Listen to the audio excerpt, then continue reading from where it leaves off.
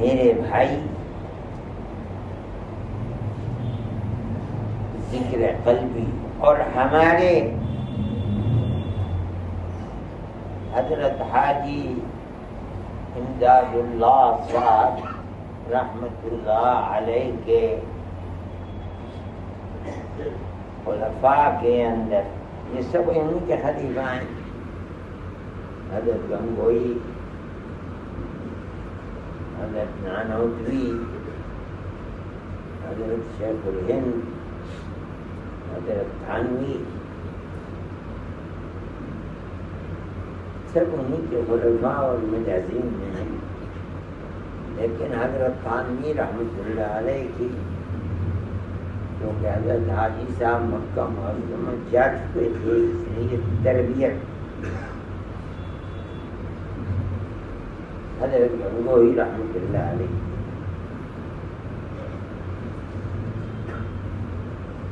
ان کے یہاں حضرت گنگوئی رحمۃ اللہ علیہ کے ذکر کے اندر مداومت اور اس درجے تک پہنچنا اجازت کے لیے ضروری تھا جو حضرت تھانوی رحمۃ اللہ علیہ کے ہمیں اگر ذکر اللہ سے مناسبت پیدا ہو گئی، ذکر کی چاشنی پیدا ہو گئی، اجازت دے دیتے تھے. مگر حضرت گنگوئی رحمۃ اللہ علیہ اجازت نہیں دیتے.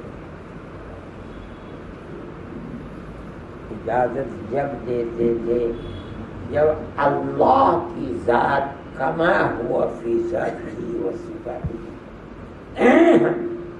اتنی مشق رات اور دن نہ کی کر لی جائے جس سے یہ پتا چلے کہ میرا اللہ میرے دل کے اندر موجود ہے.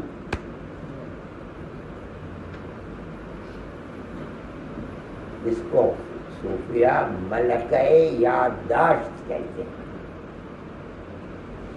جب یہ مقام حاصل ہو جاتا تھا اللہ کی ذات سے اتنا تعلق کہ اللہ کی ذات جیسی بھی ہے میرے دل کے اندر وہ اللہ کی ذات موجود ہے.